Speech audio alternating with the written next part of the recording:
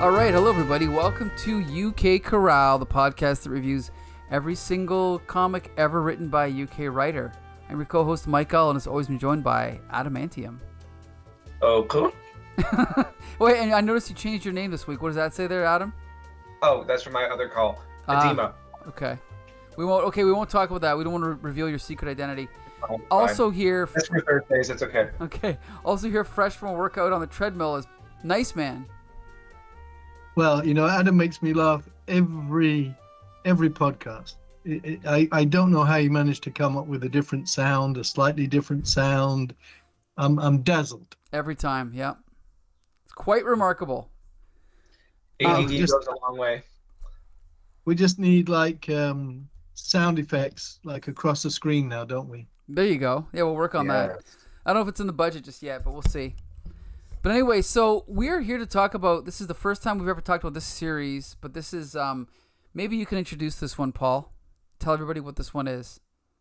Yeah, if you don't mind, I'd like to introduce it in typically long-winded fashion. Sure, go ahead. All right, you can take a nap and then come back. Okay. All right. Well, you know, in recent podcasts, I've been very unnice man about Neil Gaiman. Okay. As much as I like Dave McKean's art on Black Orchid, I just don't like Neil Gaiman's writing. Very boring, very pretentious, terrible dialogue. And I always say how overrated he is. And then we have like Sam Spade, Robo-Hunter, and I'm like 90% overjoyed. And I thought to myself, why do I like Robo-Hunter so easily? After all, the Sam Spade name is a takeoff, of course, of the Humphrey Bogart character, from the Maltese Falcon, Sam Spade, detective. And, he's surrounded by like talking robots. And I thought, because as a kid in Britain, we had all these weekly comic books with like 2-page strips, 1-page strips, and they're all humor. Everything is a joke. Everything. All the characters, Desperate Dan, Minnie the Minx, the Bash Street Kids, Lord Snooty. They're just wonderful. And it's just fun. And that's why in British culture, I don't know about Canadian culture, may be the same. You cannot take yourself too seriously. There are some things in life that must be taken seriously, but in general, you cannot take yourself and things too seriously. If you do, people will give you a merciless time. So this leads into Sam Spade, Robo-Hunter. Because if you're raised on typical American comic books, they take themselves pretty seriously one way or another. Mm-hmm. And British strips like this are like, no, you can't. This is a halfway between those British cartoon characters of Lord Snooty and the rest and serious. So it kind of comes in between. And I personally love it. I love it because it makes no apologies. It's just an entertaining comic strip. It's not supposed to be some soap opera angst or some deadly serious thing. It's just entertainment. And I've almost finished this long-winded introduction. This introduction is the equivalent of the introduction to the Patrick McGoohan TV show The Prisoner, which is the longest introduction to a TV show in TV history. But a great introduction, unlike this. And so we have Sam Spade, we have his little robot, robo-meter attached to his hip named Cutie, C-U-T-I-E, because she's a little cutie. She's female, but female robot. But, carved isn't the right word. Crafted to resemble a female robot. but only half of her because she's on his side. And then you have Commander Kidd, Kidd, who of course starts out as an adult human, and due to the same experience that Sam Spade has, he ends up an infant, like a baby that can walk and talk, that can talk because he's still got the brain, his adult brain and voice patterns. But he's a baby, he's an infant. And so, of course, he's called Commander Kidd, Kidd. Of course he is. So what you have, to a great extent, I think, are caricatures. And if you enjoy caricatures, then you'll enjoy Sam Spade Robo-Hunter. All the British comic strips I mentioned before, like the Bash Street Kids, Desperate Dan, and Lord Snooty and the others, they're all caricatures. And British people love caricatures, love them, which is why The Simpsons is the most popular American TV show ever in Britain, because it's full of caricatures. And then if it's caricatures, you can accept them easily because they're caricatures. They're not supposed to be taken seriously. They're not supposed to be literally, this is how it is. No, it's just a caricature. So that's the setting for this. It appeared in 2000 AD, weekly, in like maybe four pages or something like that each time, 4 or 5 pages, week by week by week by week.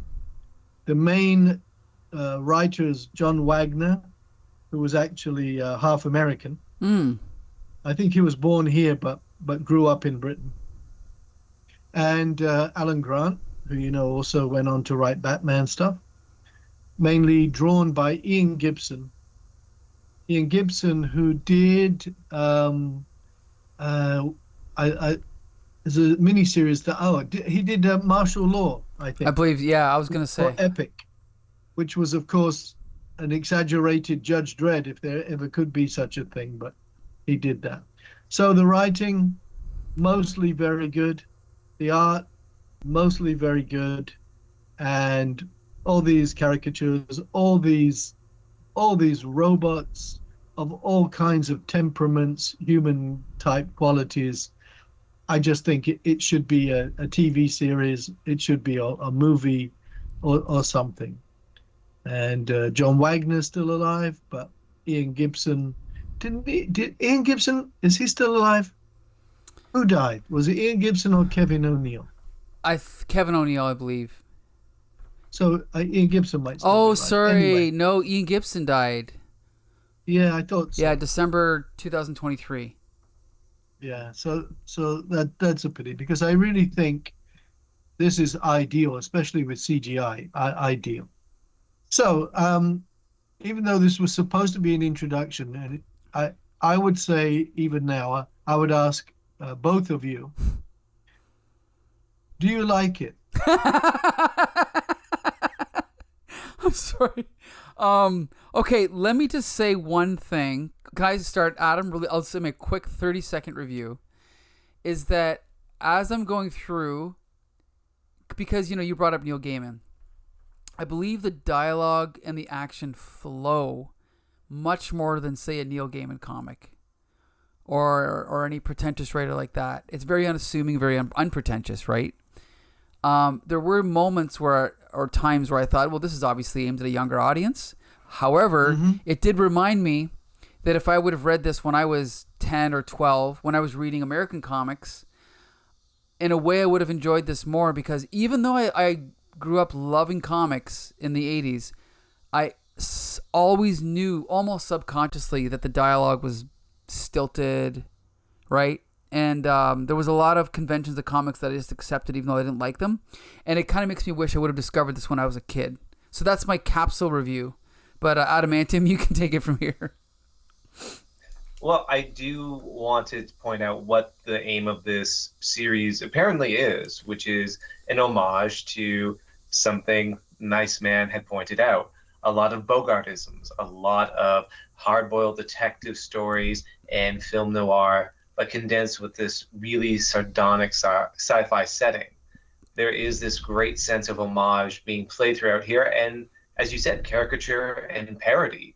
There's a lot of parody throughout this, to the point where if I were forced to think of a comparison to this, to any other media I consumed, it would probably be classic Looney Tunes cartoons. And I mean that with glowing praise. Sure. I think that type of humor and the type of intelligence, sardonicness really comes into play here. I will admit I have some quibbles here and there, but I'm just going to lay on the table why I think people should read this. The art is incredible. There's a lot of comics I've read, and I would hem and haw about recommending it because maybe the art stood out, but the writing wasn't quite there, or vice versa. Here, you know, regardless of what you feel about those tropes used for hard-boiled detective stories or for homages to that sort of, as I said, film noir style of storytelling, the art by Gibson is just some of the most phenomenal stuff I've ever seen, and some of the most creative use of sequential art I've seen for any comics I've read, to be quite frank. So I think maybe we'll get into what happens in this particular arc a little bit during this podcast, but yeah, just to lay it on the table, the art is some of the most phenomenal comic book art I've ever seen. I'll give my comment on the art quickly, and that's that I do see that Ian Gibson is incredibly talented, but for me, his inking style is not my favorite. But I'll just leave it at that, and I'll talk more as we go along because our viewers can see the art as we're talking about it. So, Nice Man, would you like to just quickly summarize what happens in the first one? And I can flip along as we're talking here. Yeah, fill in where I've got gaping holes. Sure. Because it's that, well, you see, I'm stuck already. Well, because he starts off as like a 60-year-old, isn't that right? He's like about 60. He's looking forward to retirement. And he's an expert when it comes to spotting robots, even robots that look human, look and like a desirous female. But he knows when a robot's a robot.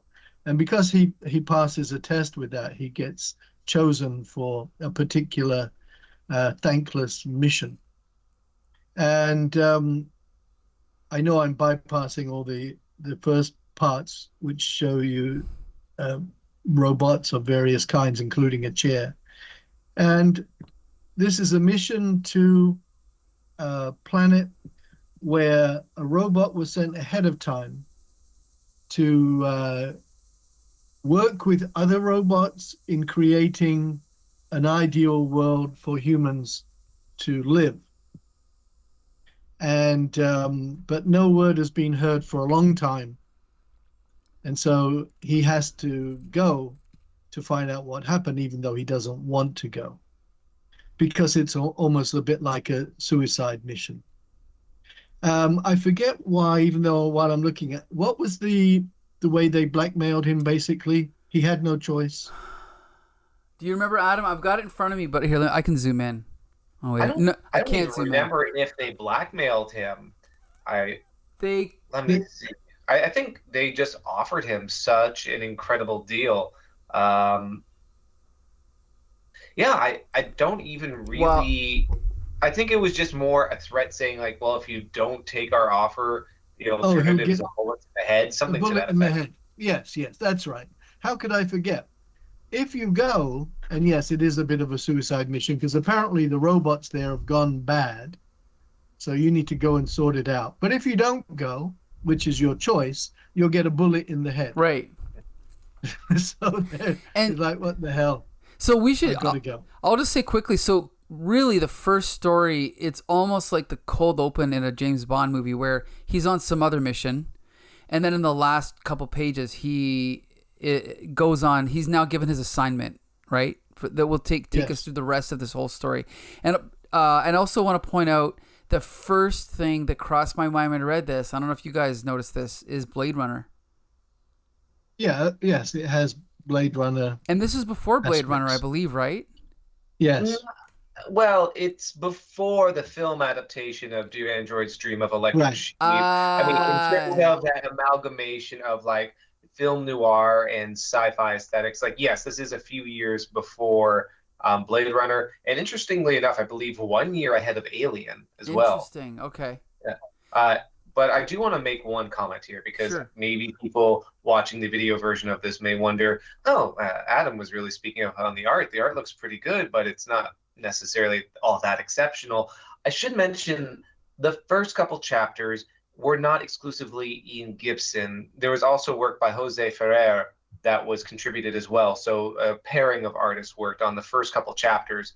I still think the art's exceptional, but it's not going to reach its peak, in my opinion, until a couple chapters later on.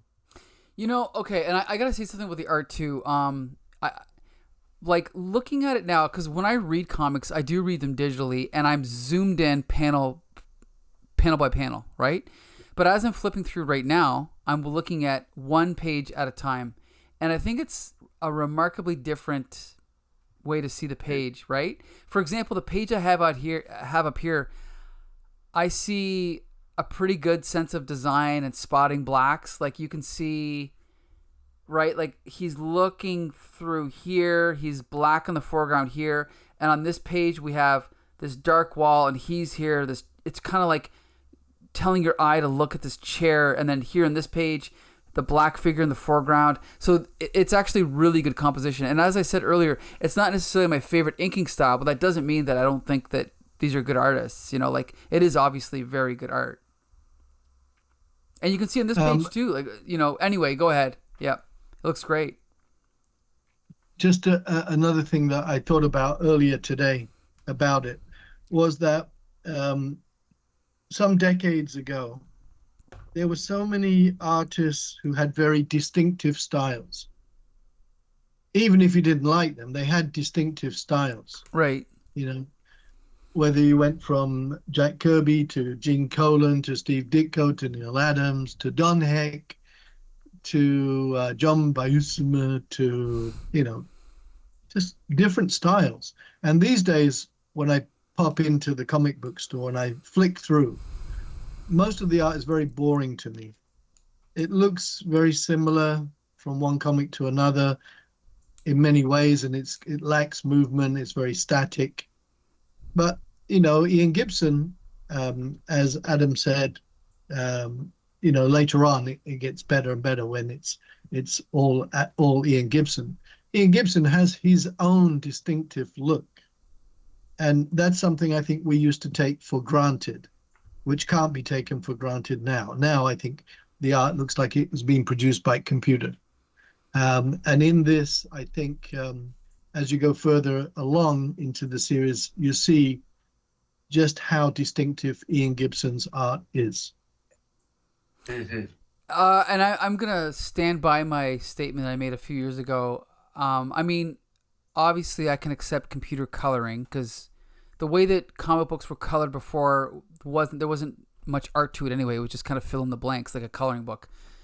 So I can accept that. However, I was shocked to learn by watching a documentary that professional comic book artists now, what they do is they draw in like a digital form, right? Like they use like a digital pen.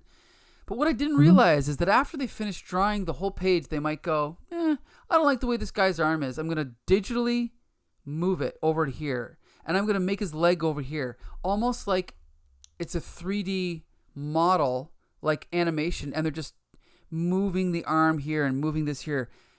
In my opinion, I think that's garbage. Now, a friend of ours, Joshua Mervell, defends that partly because he's an animator. So he thinks it's fine to use that. But in my opinion, you look at a page like the one I have up here, that's composed like a photographer would compose. Like you have framing, you have shadows, right? You have a depth of space, like foreground, middle ground, background.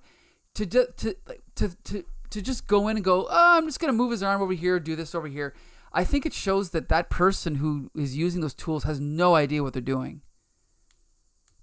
I can understand, like, every artist corrects mistakes, but to just go, I don't like Spider-Man's arm, I'm just going to make it go completely over here, I think that just shows if you need that tool, you had no idea what you're doing in the first place. But that's my opinion. What do you think, Adam? Okay, so maybe unpopular opinion here. I think these tools are great. I don't see any reason why they should not be implemented by artists if they can be used properly. My issue is more, I think, what was being alluded to by Nice Man before, which is that everything looks ubiquitous or homogenous, really. All the art, when you go into a comic shop, looks the same. The color palette's the same. The character designs are the same. There's no uniqueness. If people were using the type of tools you were talking about with unique individual art styles, you can still do interesting compositions and arrangements even with those tools, but they're all doing the same thing. So my issue is more when they're moving Spider-Man's arm or leg in that method you're talking about, they're doing it to meet a certain style, a certain type of expectation, rather than doing anything unique or new or distinct. And that's my bigger issue with it. I think if the tool is there, I have no umbrage with the tool. I don't consider it cheating to use digital manipulation in art. That becomes lazy and boring, though, when you're doing it just to make this homogenous looking art like everyone else's. And that's what I really take an issue with. And the thing is, without having the examples side by side, it's kind of hard to explain exactly what we mean. But there are enough really good artists working today to justify the existence of DC and Marvel, like Steve McNiven, Greg Smallwood, Frank Quitely, Chris Sprouse, people like that. But there's also, an average Marvel or DC comic that I pick up. Sometimes I am shocked at how unprofessional the art is. Like, and I mean sloppy layouts, sloppy anatomy, no sense of storytelling. There's some artists that I thought were good, and then I read one of their stories and I realize I have no idea what's going on. Like I figure it out, and then I go back and I go, oh, I see where they made the mistake. Like they didn't establish that there's 5 people in the scene, not 2 people, or whatever. Little things like that. And so I think the more time that goes on, the more I appreciate these older comics. And even if this Robo-Hunter or a lot of the comics that we read, even if they're not my favorite comics, I would rather read a collection of Sam Spade Robo-Hunter than just about anything right now. And I'm not even talking about the writing, I'm talking about the art. The art is so much better in these old stories. Anyway. Absolutely. Going into the next chapter, what I think is going to be interesting is that it's one of the few remaining issues that has Ferrer as a co-writer, and I think it has one of those sort of co-artist, one of those sequential issues I dislike. And you're actually on the page that is part of my issue. Mike, I think this is a pet peeve of mine, and Nice Man, you may not. I hate when the arrangements are so jumbled and chaotic on a page, an artist is forced to use an arrow to indicate where you have to read next. I feel it's a failing of the artist if you cannot create a general flow with your panel layout to allow your reader to know. I remember it was, I think, the last Swamp Thing run. Maybe Lemire was writing it. I'm not sure, and I forget who the artist was. But I stopped reading that run because I could not stand the art. It seemed too chaotic and unstructured. And now this is still beautiful. The illustrations are great. I will deviate from Mike's opinion because I really love the inking in these books. But in terms of panel layout, I think this is one of the few examples of an artistic flaw that I've seen in this series. But you almost forget it because of the amazing stuff that's happening here. One of my favorite sequences in this entire story, we're getting towards the planet with these robots where Sam Spade is being accompanied by Kidd, Kidd, and they go through this light speed tunnel, which reverts Sam Spade back to being about 25. But because he was 60, you can just imagine, well, if he's reverted back this young, what happened to the pilot? The next page has that great reveal where the kid is literally a child. And it is a great punchline setup, too, because he's talking baby talk to the kid the kid's whining, and then you flip over to the next page, and he just releases this torrent of obscenities at Sam Slade, saying, Yeah. what's the term he uses? It's some snutting, I think it is. Well, he says, "You just try it, you big ape, and I'll get my booty woody in your snutting mouthy wouthy." That's what it is. Yeah, so we know what snutting is a substitute for. Sure. Oh yeah, this is one of my favorite jokes. One of my favorite elements of this comic. It's great, and having this foul-mouthed infant paired with this Bogart-style protagonist. Like I said, it's classic Looney Tunes. It's exactly what you would get in one of those cartoons. Anyway, we get some more great character exchanges with examples of humor, and our protagonists do manage to land on this planet with the robots that are inhabiting it, and they continue their investigation to be faced by an army of robots waiting for them. And isn't this great that we have a main character, a kind of hero, anti-hero, who has to go around carrying a baby? You know, I've never seen that before. Well, does Spider-Man, does the Thing, do they go into action with a baby in their arms? I don't think so. Wasn't that actually? There has been, yeah. Lone Wolf and Cub, right? Yep. Right. Exactly. Sorry, I chose not to read it. But then that trope was also used in Mandalorian, right? Come on, Paul, you're familiar with Mandalorian, right? You know, have you forgotten how I saw the first Star Wars, and that was enough for me. OMG. Okay. Let's move on to the next chapter here of Sam Slade. Yeah, no, I'm not a Star Paul, Wars fan. you have to, before we continue, you have to at least watch Empire Strikes Back. Anyway, let's get back to Robo-Hunter.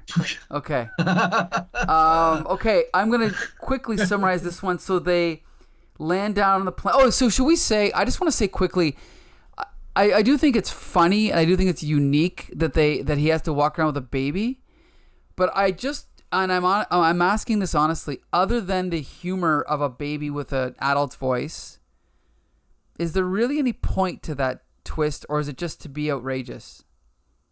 I have to jump in and say, I wondered that too. Okay. And as soon as I wondered that, I then came across the scene where they were trapped behind bars, and thanks to Commander Kidd being a kid, he could get through the bars and get to the blaster and save the day, because otherwise that would have been it. So I thought, I see. Okay. So Commander Kidd can use his size to great advantage. Okay. So it's justified. Okay. So they're down. For me. Yeah, okay. No, there's nothing wrong with it. It was just one of those things. Okay, so now they're down on the planet, and they're being confronted by this army of robots, right? And as you mentioned, they get thrown into a prison right away. And we're kind of getting to know what this society is like as we're going. And we're going to find out some things like, I don't know if it's here or somewhere else, but we find out that, this is where it gets a little convoluted for me. But they call Sam Slade and the baby Sims, right? Yes, simulated humans. And they explain later it's because they assume that they're not real humans. Right.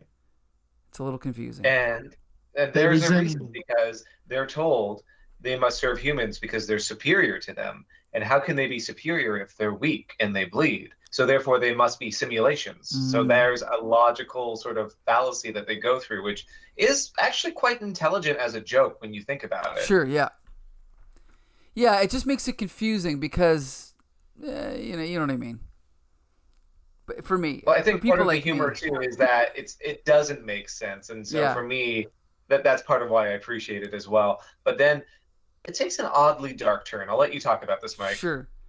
Okay, so this is this the dark turn here? Yes. So they're maybe you should explain it then, because I forget. But they're in a concentration camp, and what is it they find out here? Well, that's the dark turn. It's basically it is a concentration camp. So all these humans, they were on this planet being promised paradise, that these robots would provide them this ideal life, but instead, because they're viewed as Sims, they can't possibly be real humans. They are emaciated and they're in cages, and they've gone insane.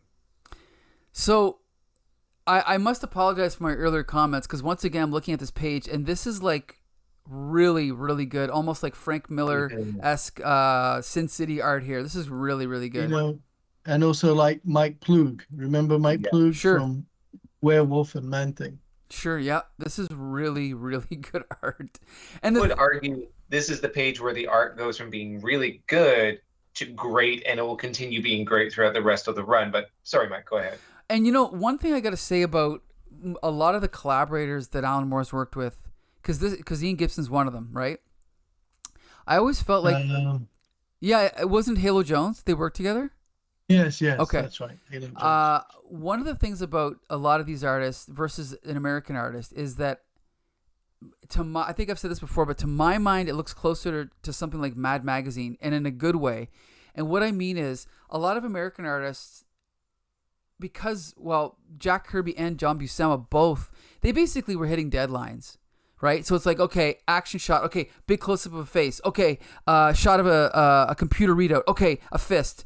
Whereas each one of these panels, it looks like, if this was a film, this is like a widescreen image with a lot of information in it. And that's why Mad Magazine, they load the panels with gags and with information. And I feel like this is the dramatic version of that. You have this robot here kind of like looking at everything that's going on in the midground. In the foreground, you have some prisoners kind of establishing that they're in a jail. Then you have, look at this, you have all this depth of these other prisoners, plus you have these other objects in the middle, plus you have these tiny little figures way down here. So this whole space is like 50 feet or something. Like, it's just incredible. And that's just one panel, There's a lot of thought put into that, and I don't know, I really admire it. It's good. Any other comments on the art? No. Okay, so we're happy about this chapter then. Yeah, the thing to keep in mind, I think, is, like I said at the beginning, these chapters appeared weekly. Right. So you have your little burst of 5 pages, whatever it is, in 2000 AD, and then you wait a whole week, and then you're refreshed and you're ready to go again. But then they're not intended to be read the way we read them. All together. Sure. Like a binge reading. Sure. Because I found reading chapter after chapter after chapter after chapter, at times it became a bit tedious. At times I became overwhelmed by robots.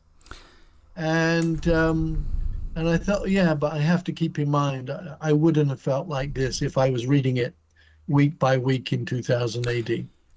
I can make a quick side note. That's how I felt reading Flash Gordon. I believe it was Hal Foster. He did Flash Gordon, right? I think.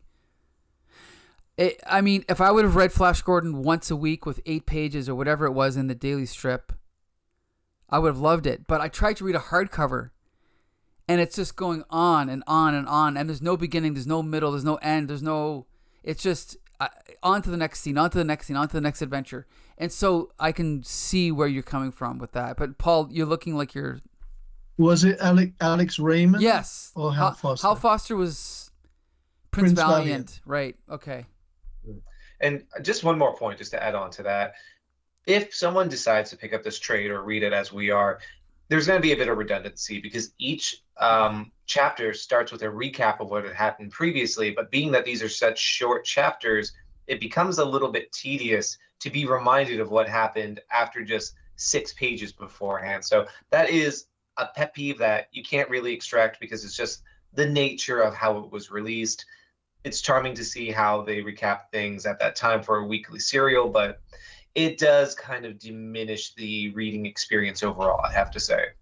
Right. It was even like that for monthly comics for us, wasn't it? Monthly and bi-monthly comics. There's a whole month goes by, a whole 2 months goes by before the next issue of X-Men, all new, all different X-Men. 2 months. So if you read a trade paperback, it's not what the experience was, I would argue if you took a trade of any Spider-Man comic and you opened it up randomly, you have a 50-50 chance of him swinging through New York complaining about his life, because that's the beginning of every single issue of Amazing Spider-Man ever. True. Okay, well, we're going to jump to the next one. Robo-Hunter, here we go. So this is Paul. You're gonna quickly.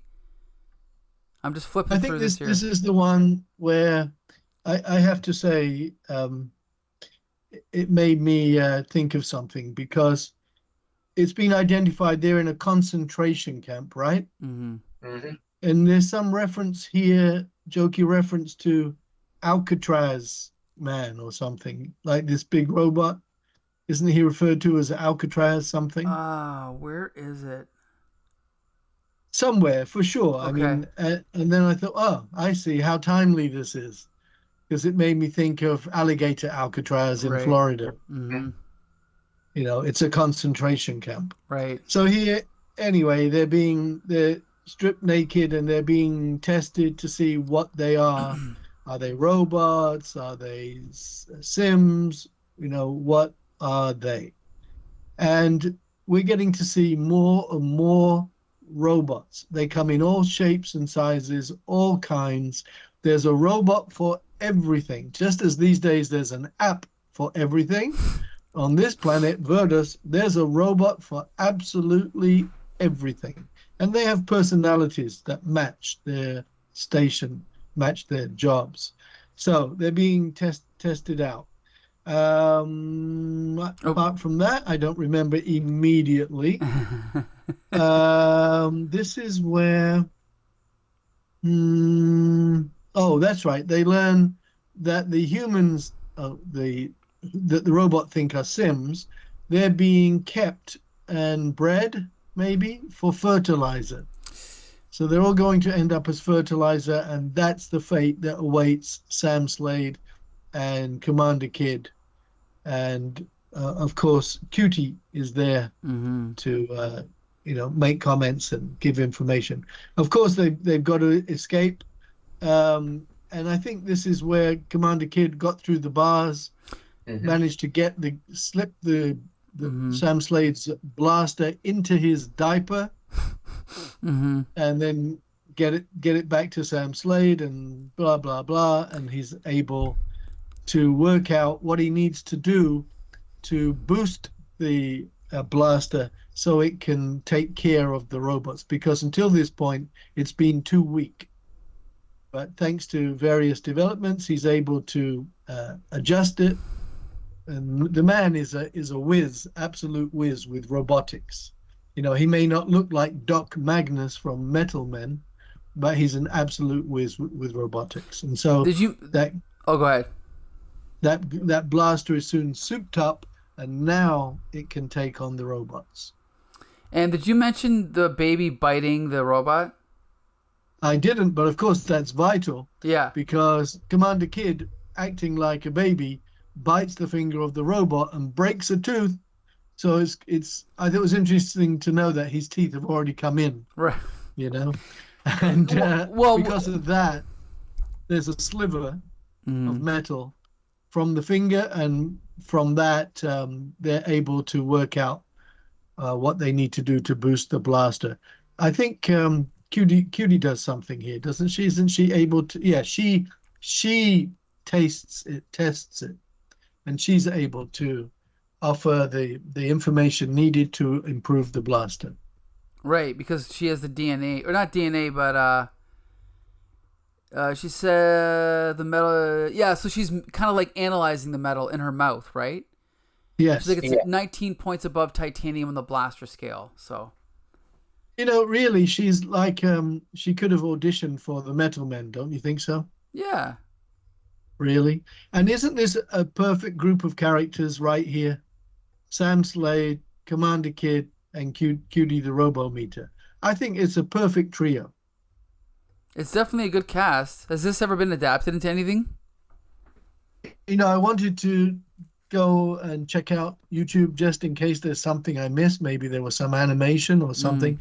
I haven't done it yet. Okay. No, but definitely it's ripe for adapting, for sure. Yeah. Okay, so we're all enjoying it. With really, unless there's something someone like Adam, do you want to talk about the art at all or mention anything specific? Or yes, go right back to the first page of this chapter. This is where the art really gets great. Look at that perspective, the ominous viewpoint where you're looking up at that robot, really giving the scale of it. And That's a great shot in and of itself. But you go to the next page, and this is where the art gets creative. Not only does Gibson manage to really get that very bogey-like look on Sam Slade's character, but then look at that sequence when him and Commander Kidd are falling through the robot. You see the arms reaching through, disrobing them, throwing them down into the ground without panels, just that whole flow down. That's why I would argue Gibson's such an incredible artist, particularly in these issues here. You don't need to have traditional panel layouts. The sequential nature of this works so well, and every shot is so creative, and it doesn't replicate itself. Also, something that Nice Man pointed out, these robots all look unique and distinct amongst each other. Usually you'll see a lot of artists have to cop out just for the sake of time, effort to just replicate designs over multiple characters. Here, everything looks distinct and unique. It's incredible. I can't argue with that. Like, this page is one of my favorites right here, showing the scale of the robot as well as the motion. Like you said, it's only two panels, a giant close-up and an extreme long shot, and they're both really well done. And I just want to point out one more thing. Sure. If you go to the section where Commander Kidd takes the bite from the robot's hand, it's going to be a few pages on. Yep. Oh, no. Did I pass it? Right here at the bottom right. Yes. So some would argue that is incredibly stupid. How can an infinite speaker extract metal? And I would argue, yes, it is stupid. That's the joke. It's incredibly dumb. It is a Looney Tunes cartoon. The absurdity of it is what works. And yet, even with that, flipping over to the next page, genius panel layout. You have the paralleling of Sam Slade sticking his finger into the mouth of Commander Kidd, testing the loose tooth and actually taking out the metal, and the panel right underneath, him inserting it into the mouth of Cutie so she can analyze the metal. That's a good point. That's a good point. Yep. Yeah. That's a good point. Go ahead. Say, some people will maybe him and haw about the sort of makeup of Cutie. She kind of looks like a weird sex doll. I also think that's part of the point. It's part of the joke and the sardonic nature of it. And that's the thing, is that, like you mentioned, the kind of hard-boiled detective cliches. Like, sometimes when Sam Slade is narrating, right, he'll fall back on a lot of those tropes. But why not? It's fun. It's entertaining, right? It is good. I love those tropes. In the Maltese Falcon, doesn't Humphrey Bogart's character refer to a female at least one time as Cutie or a Cutie or something? I'm sure like he does. I believe so. Yeah. Yep. So anyway. Okay, so we can jump to the next one. Is it my turn or your turn, Adam?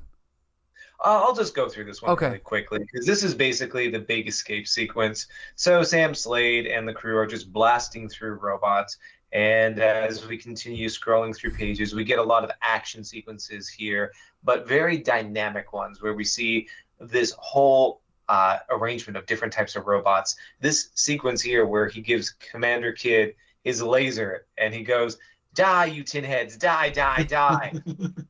So funny. It's great. And that scene of the massacre of all these robots, again, none of the robots look the same. They're all distinctly done, unique. So even though Sam Slade is trying to encourage his fellow inmates to be released, they don't understand what he's talking about freedom or about being able to escape the robots, because they've been basically beaten down, brainwashed so much that they've grown insane. And so, again, despite the sardonic humor, there is this dark undercurrent happening at the same time in the story, which I'll share my thoughts about a little bit later. But as we go on to the next page, we see more fallout, more fighting, next page, and we end up at this point with the great escape from the police bots. And the police bots will be the one adversary in this, which kind of are copy and pasted, but I think that uniform look of them gives them a greater sense of imposing presence. Anyway, I think at that juncture, we're basically just at a point where Sam Slade and his compadres enter into a house to try to escape, but the house is full of robots, every conceivable thing as mentioned by Nice Man, is a robot. A toaster is a robot. A chair is a robot. That bed is a robot. Those boots are robots. And that's how we end that chapter. Okay, so I got a point. Yeah. One thing with the art that I just noticed, and I noticed this the first time too. Look at this. Okay, him and the baby are walking here. We see all this architecture behind them, and then the camera is jumping around perspective in every panel. Look at this. Sam Spade is running almost on top of the bottom layer of panels, but this last panel is my favorite. Look at that perspective on this weird futuristic looking building. And that's just one tiny little panel. He didn't have to put that extra effort in, but he did. And that to me is incredible. I love it. And you notice it doesn't bother us at all. This is a strange thing to say. It doesn't bother us at all that this is not in color. Right. We didn't even mention it. You're right.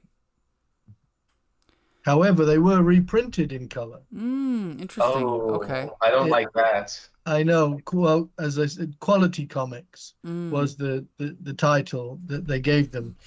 And I've got some of the issues. Yeah, and they're colorized for the American audience. Okay. And yeah, I know you don't mean us. You mean Americans, not Canadians. Anyway. But it's funny because okay, let me ask you a little sidebar, Paul, really quickly. On average, did you like American comics or British comics better in the 80s? Oh, or in the 70s, the 80s, whatever. They were just so completely different. Okay. For me. But you did, really. But you loved American comics enough that it gave you a different vibe that you. What I remember is that I began with American comics with DC. Okay. Then I added Harvey comics to them. Okay. Then I became rather aware of some British comics like Beano and Dandy. Okay. And then it was Marvel comics in Fantastic and Terrific. And then it was just British comics only for about 5 years because there were no American comics where it was. And I loved the British comics. I really loved them. I discovered there were many good strips that I hadn't known about. And now there's just too many to mention. Sure. And then rediscovering Marvel Comics when I was like 13, because finally we started getting color monthly American comics, and as well as the black and white reprints of Marvel Comics. And then after that, I don't remember any British comics, just 2000 AD, just a little bit, which is a shame. I don't know why I didn't pay more attention. Maybe I was probably too conditioned by American comics by that point. But I made a point of getting Warrior, with Alan Moore and V for Vendetta and Miracle Man, and that was great. But yeah, I loved British comics from about the age of 8 till about 13. Interesting. Okay, and I'm sure we'll talk more about that in the future. But now we're going to jump back to the next chapter here. Okay, so now, okay. I'm trying to think of what happens in this one. Oh, so now he's found like this robot that's just a clock. Forget it. I can't remember. There's, as I said, there's a robot for everything. Yeah, a robot for every occasion. The one that becomes important is the boots. They're robot boots because he's going to have to wear them. And but you see, he has this like me is having he's having a good dream. I always have bad dreams. He's having a good dream. Yes. And what can we say about this, Adam? I'm interested to know no disrespect, Mike. I'm just interested to know what Adam says about this. Well, and I figured this might come up because this is going to be a point of contention. Let's face it, I brought up Looney Tunes cartoons quite a bit because they are iconic. Yeah. But there obviously has been a lot of, how shall we say, insensitive depictions of certain ethnicities within the realms of Looney Tunes cartoons. I will give credit to them that for reissuing them on DVD, and in streaming services, they usually have a PSA ahead of the cartoons explaining these were cultural depictions at the time. We do not condone these now, but we are preserving these for historic significance. I appreciate that sort of gesture. In here, we're seeing something where I really do believe this is also part of trying to recall what was happening during the serials of the 40s and 50s, the gumshoe detective stories, when it came to racialized representation. Because here we have this dream where Sam Spade is being attended to by two, let's call them slave robots, and one of them definitely has, let's face it, a Sambo face. I didn't even notice that. Okay. Yeah. Then lower on, there was the two people that initially brought Sam Spade on this mission, that told him that he had to go to this planet. There was one white man and one Asian man. Now, at the time, I was a little bit wary because I'm like, oh, an Asian character within a comic set in this sort of time frame. I wonder what it's going to be like. But in that chapter, I didn't really see any issue with it. There wasn't a misrepresentation. Here, though, that character starts talking in that horrible phonetic way where they can't pronounce R's and there's L's instead. I don't know if this is just part and parcel with trying to evoke types of representation from the era that this comic book is evoking. Stuff, again, during the halcyon days of Bogart in noir film and gumshoe detective stories. And Benny Hill. And Benny Hill, yes. It's very dated. It is very insensitive. And I don't think this makes it unreadable, but I will say for readers going into this, please know that that sort of depiction is present in this chapter. It doesn't sit well with me, I'll admit that. It doesn't make me laugh, because I don't think that's funny. I've never thought that sort of thing is funny. But then, once we get out of that dream sequence, the rest of the story continues. So my take is it felt unnecessary, and I don't know if that was just an exercise for Ian Gibson to try to do art that replicated that style that was happening at that time, or if this was, I don't know, if this was some evocation of that sort of ethnic stereotyping that took place in the 40s and 50s, or if this was contemporary. I really don't know, because I wasn't there. I think, Benny Hill was still around. Yeah. At that time. When I was a kid, Benny Hill was really funny. And there are times, if you look back on Benny Hill stuff even now, it's still very funny.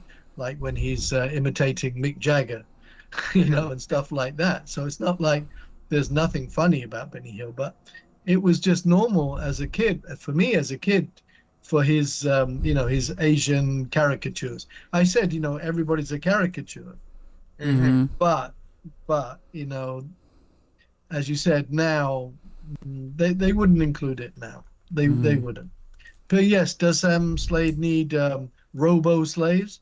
Yeah, but they didn't have to resemble a Sambo figure, right? Mm-hmm. It could have been, I don't know, something else, but it didn't have to. And yes, there's an Asian character, but he doesn't have to say, mispronounce the R, as an L. And somebody could say, yeah, but you said they're caricatures. They're caricatures. So you said you can't take things seriously. You can't take it seriously. Everything is a caricature. Yes, but you know what? Then it would be about the expression punching down. Yes, exactly. That's the problem. Caricatures are fine if it's peer to peer. I think, but I agree. If it's punching down, And just following up on that point, Paul, I also just think about, I call this an homage to that era of noir film and detective gumshoe stories, but I don't think it's a deconstruction, because to me a deconstruction would be, maybe that scene would have a point if it was deconstructing Sam Spade's psychology, if this story had some greater narrative it was trying to tell, and that was part of it, to show, this type of character has these dubious sort of views of other people, other ethnicities aside from his own, and that was some sort of psychological portrait. But that's not the aim of the story. The aim of the story is to tell a fast-paced action, silly encounter in space, and to your point, I don't see that this is a deconstruction of the genres it's paying homage to. It's an homage, and in that case, those sequences are punching down. And I almost feel bad focusing on it so much because it is such a brief glimpse in this entire arc. Again, I don't believe in censorship. I do think it would be prudent for maybe future reissues to maybe have some sort of contextual essay or something, maybe preceding the stories, giving some information about that. But it's one page, and it's unfortunate to think about how much that page upset me, given how much I love the rest of the story. But I'm glad you asked about that, because that was something I wanted to weigh in on. Yeah, and I was enjoying it so much, and then I felt a bit uneasy, and I thought, I don't want to feel uneasy. I'm enjoying this, and I like Sam Spade Robo-Hunter.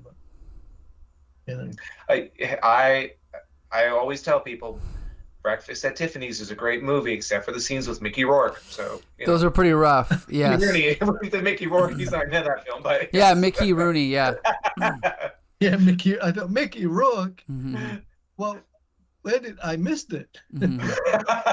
It's the Mickey Rooney. Mickey Rooney. Come on.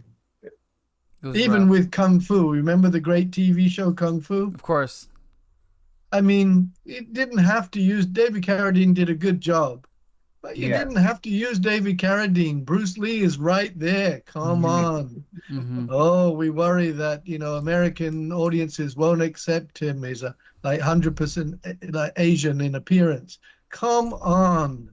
It's a good quality show. It's everything good quality. It's a perfect opportunity to advance things by having Bruce Lee be the lead in that show. And after years before that, we had Mr. Sulu and Lieutenant Uhura. And Bruce Lee was already Kato in Green Hornet, right? Yes. Yeah. Oh yes, yeah. Yeah, well, Kato in a drawer in a tie with Robin, when we know he would have smashed Robin to a pulp in 10 seconds. Yep.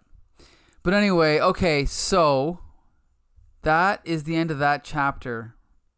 And I must admit, as I said, I didn't even notice the caricatures, so that shows you how much I'm paying attention. But yeah, everything else about this was good. The art was still really good, right?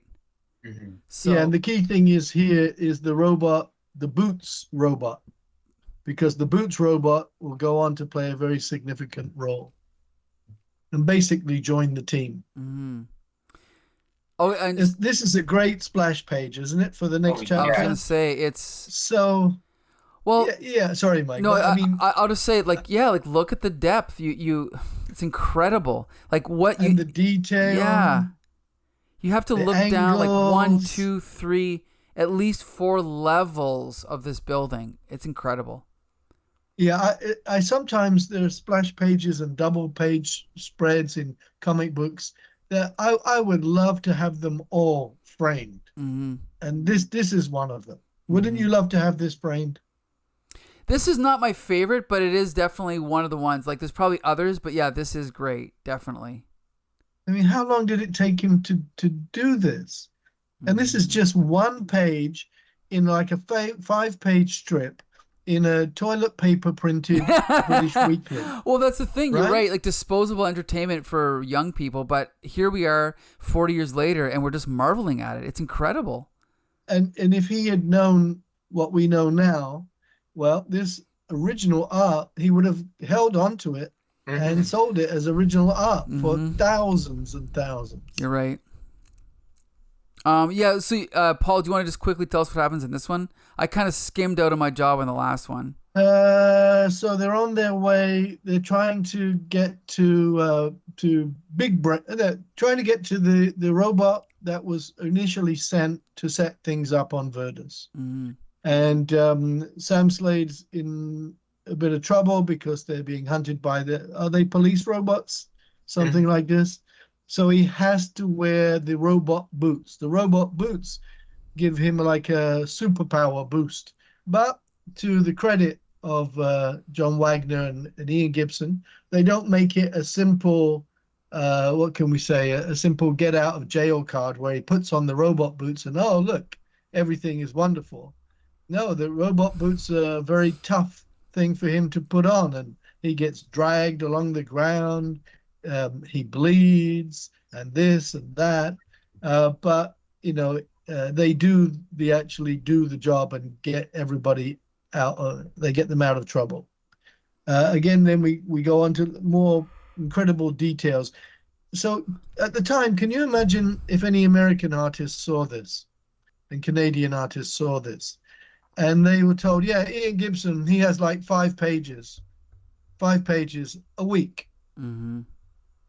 And that's all he has is 5 pages? Yeah. What he has to get in there. I'm sorry, do you mind going back to the previous page? Yeah, this is incredible. I mean, look at that panel. Mm-hmm. That it's marvelous. It's the middle panel, I mean, right? Sure. I mean, it's just marvelous, absolutely marvelous. And when you think of American artists doing monthlies, and yes, they had to do more than 5 pages, like between 17 and 20 pages. Right. But still, I mean, as much as I like Sao by Usuma, inked by like Klaus Janson and others, they would never have produced something like that. The run-of-the-mill artists would never have been able to come out with stuff like that. And today, in today's comic books, when we browse in the stores, there's almost no detail at all. I agree. I want to give my favorite page. This is actually an interesting one for me because of the way he chooses to do the panels. Like, we have a panel border with just feet in it. Then we have a circle panel border that he's coming out of that overlaps with no panel border. But you notice that he leaves this empty space here, and then that's where the scream is filled in. It's kind of interesting. Yeah. And then here we have empty border with like the circle here. Then we have like a traditional border here. But it's kind of like he's bleeding. You notice his arms here are bleeding into the previous panel. It's like there's no part of the page that's just there to as like, what's the word I'm looking for? I don't even know what the word is, but it's all part of the art. What's that?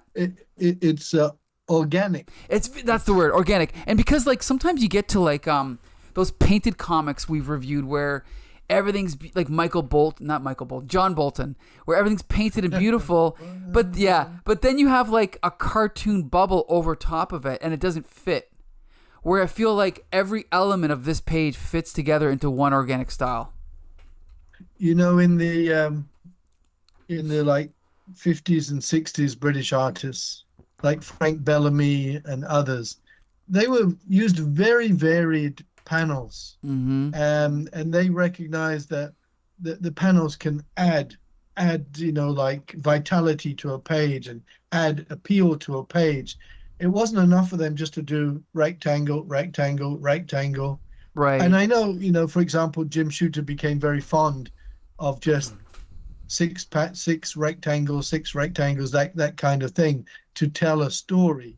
But it doesn't have to be like that because, as I said, if you look back at some of the stuff done in TV 21 and other like Dan Deere stuff, the artists really, I hesitate to say experimented with panels because there was nothing that felt like an experiment, like it was really out of place, and they were beautifully done. So on this page that you have here, for me, this is a little bit of a throwback because Ian Gibson doesn't constrain himself.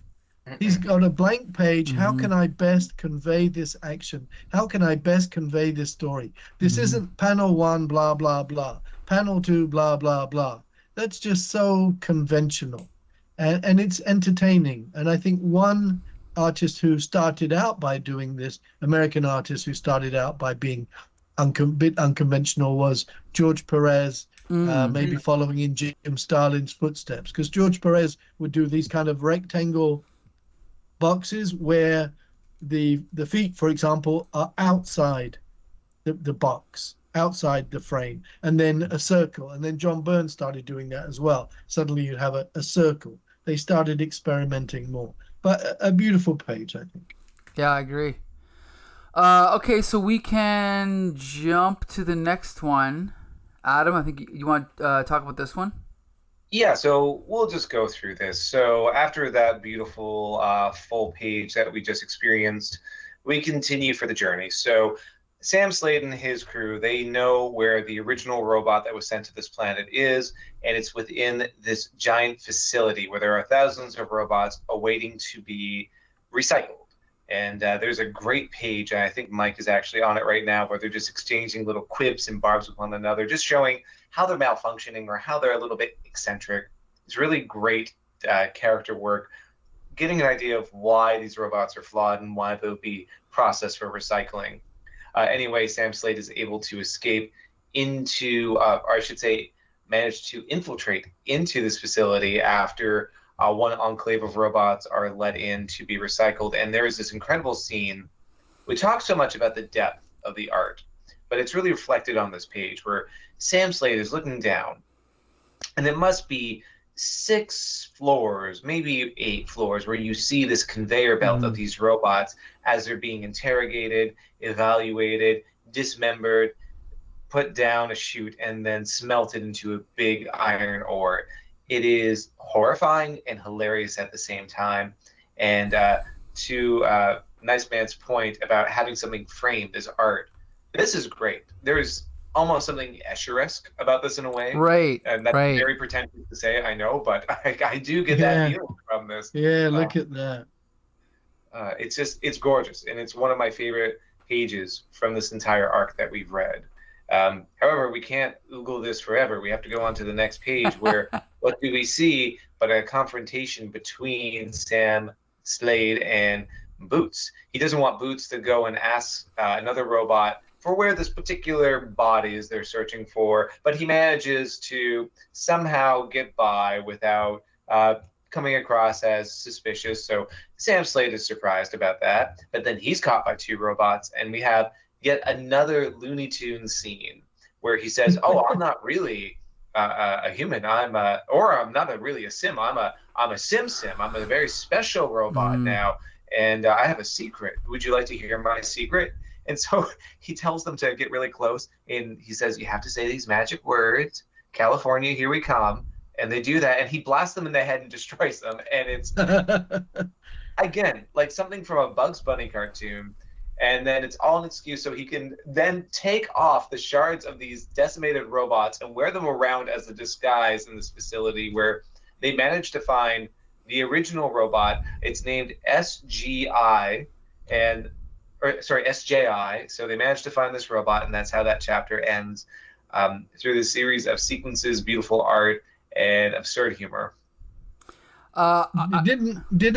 Sorry for both of you. At various points, didn't you literally laugh? Didn't you laugh? Like when you read it, did you just smile, or did you actually laugh sometimes? I think I only smiled. I'm not sure if I laughed, but I definitely appreciated it. Like I laughed at one particular joke, and it's not in this chapter, it's the previous one. I don't know why it got to me, but they hailed down a taxi robot, and the taxi robot goes, "Oh, I've been waiting 30 years for my first fare." And I don't know why, but that made me laugh out loud. Yeah, I remember that one. That was 30 years. His first fare in 30 years. Yeah. Okay, I got to say something else about the art. This page is interesting because you mentioned, Paul, that these are reprinted in color, but this is a particular page that benefits from being black and white. Yeah, yes. Because they know that. Right, because we have negative space, but here the negative space is the floor. That's incredible. Then in the next page, the same robot, the top of this robot, cuts into the bottom of this panel. It's just really smart. And like I was saying earlier, this is why I'm sorry I cannot forgive the assistance of computers with stuff like this, because this took... He had to plan out the whole page first, then start filling in the details. But he knew exactly what he was doing when he composed this. I think it's incredible. And how much do you think he got paid for this? Probably. I bet it was relative peanuts. Piddly squat. Yes, you're right. Yeah, that's a great point. And even though comics are more respected today, I still don't think the average person appreciates the artistry that goes into cartooning, right? We don't. There's a subsection of people that don't like to call comic artists cartoonists, but that's what they're doing. It's an art form. They're cartoonists. I'll make one argument, Mike. Sure. I don't think comics are more respected in these days. I think they're less disrespected. I think the anonymity a lot of people had, as being comic fans, they had to hide away the fact out of shame and out of being publicly shamed as being adult or an idiot for reading comics. Those are for children. Meanwhile, we can appreciate the art form. We can appreciate the intelligence it takes to compose so many of these comics we talk about.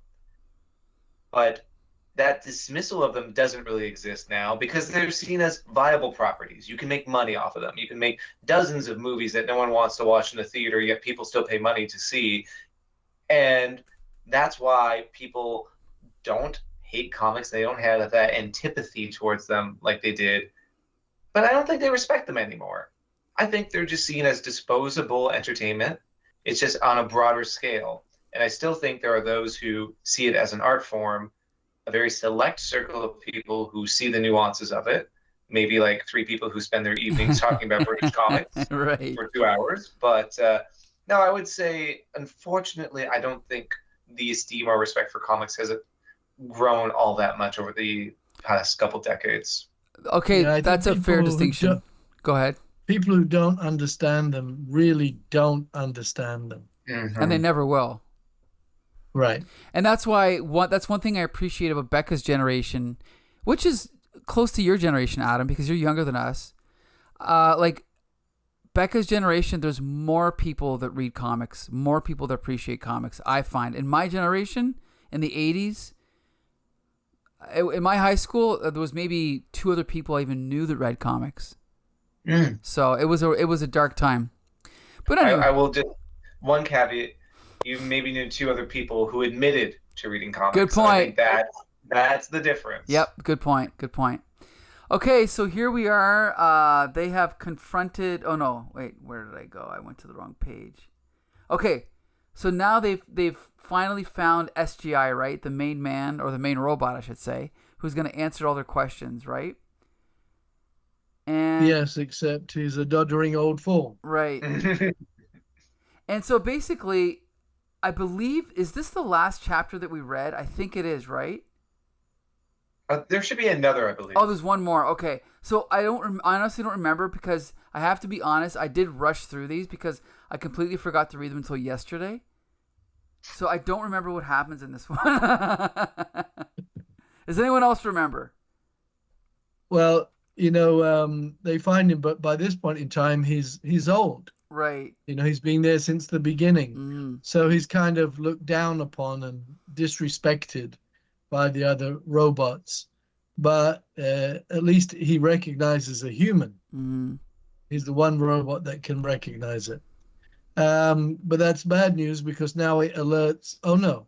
Yeah, and he has this kind of whistle, like old train whistle, when he overheats. It's really time for him to be sent to the scrap yard. But anyway, he's lovable and affable. So, but this whistle that comes from him when he's overexcited or overheating alerts, like these robot goons who want to kill Slade because they think that he's a sim, and so on. And then they're in big trouble, and the only way they get out of it is thanks to the robot boots. Because the robot boots had acted apparently cowardly, and had run off when there was trouble. But now he's come back to save the day. And very cleverly, he convinces the goons that he's a high-level robot. He's a 12. And why? Because it says 12 on his underfoot, 12. They're like, oh, he's a 12. They got to pay attention. That allows Slade the opportunity to zap them, and kill the threat. But in fact, the robots realize a bit too late. There is no level 12. Even the big kahuna is a level 7. So what the heck, this robot boots is 12, but it's too late. So now really the boots guy has joined the gang. The gang keeps expanding, chapter by chapter. Because really, I said it was the 3, Slade and Cutie, the Robo-Meter, and Commander Kid, but it's been added to. Boots is the fourth member. The original Robo, what's his name? SBJ or something? SJI. SJI. And SJI. also, my apologies, Thank you. gents. I was a little bit presumptuous. This actually is the final issue, I believe, we read for this arc. Yes. And then so he's joined the team, and now they have their transportation. They have the taxi cab, robot taxi that never has any fares. So that's their supercar, isn't it? For the super team. Mm-hmm. Because And they've got to find the big brain, haven't they?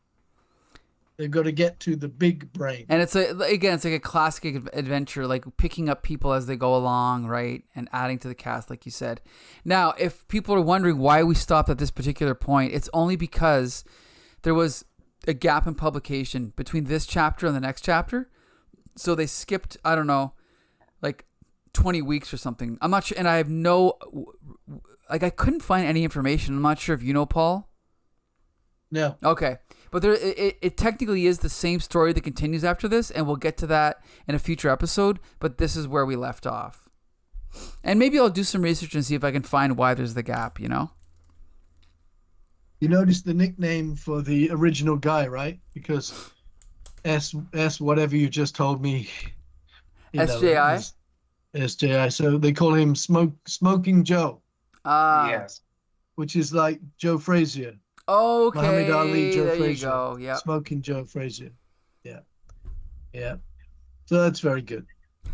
So I'm just going to mention the art. I think this page that I have up right now is my favorite, particularly because of the way Sam Spade is looking up at the robot here, and just the thought of even just leaving the empty space to show that there's kind of an explosion of light around his laser, and it also darkens up the shadows around and on the side of the robot to kind of give him some depth. I just think it's really smart. Like, this whole page is great, but that particular panel is really interesting to me.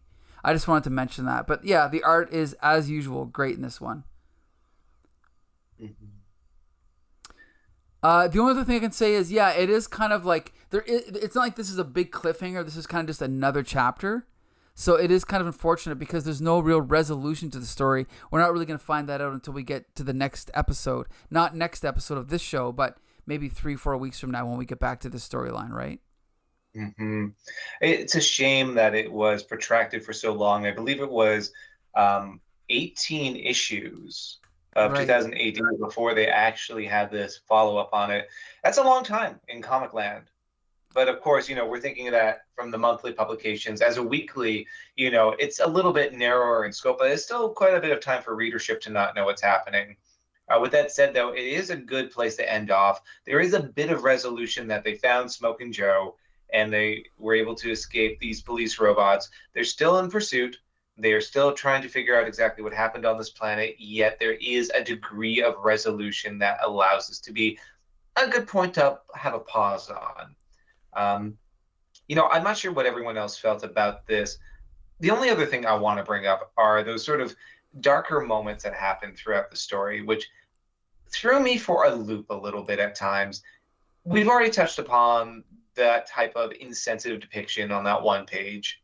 We don't need to go over that again unless anyone else wants to speak to it. But there were sequences where they talked about the concentration camp as an example. And I just remember kind of feeling the wind being taken out of me. Because on one hand, I was completely floored by the art. It was incredible. And on the other hand, it's like, oh, that's a downer, concentration camp. For this very farcical, adventure comic. I don't think there was much of a point to that, or that it necessarily was a great example of comedy, unlike other sequences in the story. So I just want to say this. As much as I love the art, and again, I will stress, I recommend this to people, if only to see this incredible art by Gibson, I felt sometimes the story was inconsistent with what it was trying to do. Was it humorous? Was it trying to be dark and edgy? It wasn't so much it was distracting, but there were a few moments here and there where I felt that sort of fissure. And I'm wondering if either of you experienced that.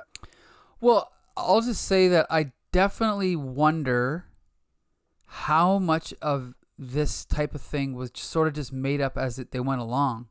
And that's why I say, for example, with the de-aging with the baby, sometimes I wonder, did they just go, let's do this crazy thing, whether or not that fit with the tone of the story or the genre even. Like if it's supposed to be like a hard-boiled detective in space or in the future, then does that fit? Not necessarily.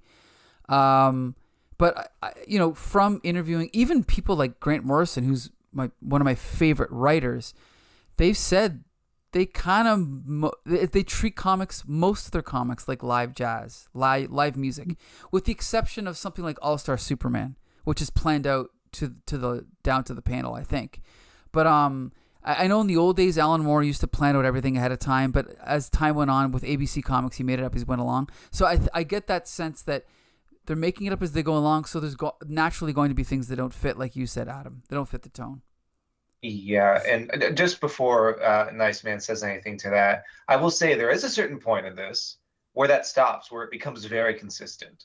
And it seems after those first couple of issues, in fact, after that unfortunate page we talked about protractedly so much, afterwards it seems like those sort of dips into darker tones, brief attempts at seriousness just kind of go by the wayside, and it just ends up as pure farce, which is what I prefer for the story.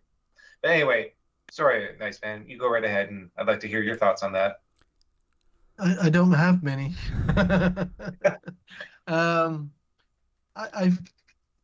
I kind of felt like I just took it for what it was, a kind of in between the old cartoon strips, kind of humor, caricatures, like I said, like you would find in Beano and Dandy and so on, and the more serious stuff that you'd find in American comic books. I really didn't have much depth of thought beyond that, I think. I was interested that it lasted 7 years, 1978 to 1985. That's a good long time. Right. And when it was revived in 1991, do you know who wrote it? Let me guess. Was it Mark Miller? Yes. Yeah. Oh. Adam's reaction.